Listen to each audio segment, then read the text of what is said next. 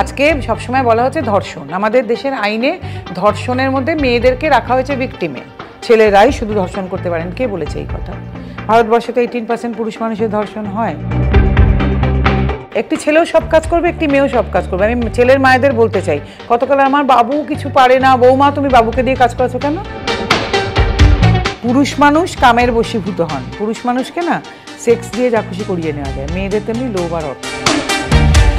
তোমার চোখে সমাজটা ঠিক কিরকম? সমাজটা খুব বায়াসড। মেয়েরা যদি কোনো কথা বলেন সেটা সব জায়গায় গ্রাহ্য হয় এবং পুরুষটিকে প্রমাণ করতে হয় তিনি সেটা করেননি। কিন্তু পুরুষ যদি কোনো কথা বলেন আবার তখনও পুরুষটিকেই প্রমাণ করতে হয় যেটা সত্যি। এই বায়াসনেস জানি না কবে কাটিয়ে ওঠা যাবে।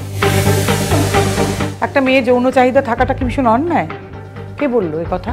তাকে যে ধর্ষিতই হতে হবে, সে যে কখনো ধর্ষক হতে পারবে না কথা কে বলেছে?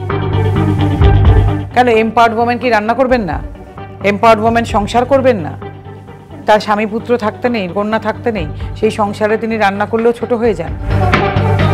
এই পুরুষতান্ত্রিকতার ভূত মাথার উপর চেপে আসছে বলে অর্ধেক পুরুষ মানুষ তো বলতেই পারেন না আমি অত্যাচারিত, আমার বউ আমায় মারে, শাশুড়ি এসে দুঘা পিটিয়ে যায়।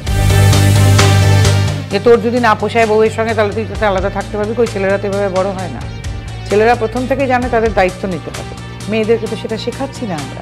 তুমি বসে আছো শ্বশুরবাড়ির সম্পত্তি নেবে, বরের সম্পত্তি নেবে, ভাইয়ের সম্পত্তিতে ভাগ বসাবে, কেন? এই মনোভাবে আমরা মেয়ে বড় করব কেন? এই যে মেয়েটি চলে গেল 15 বছরে, এবার রাত দখল হবে, এবার বলা হবে উই ওয়ান্ট জাস্টিস, এবার বলা হবে যে একটি বাবা মায়ের কোল খালি হলো তো, যে বাড়িতে বাবার কোনো কথা বলার ভূমিকাই নেই, মায়েরা কথা বলছেন, মেয়েদের জীবনও নষ্ট করে দিচ্ছেন।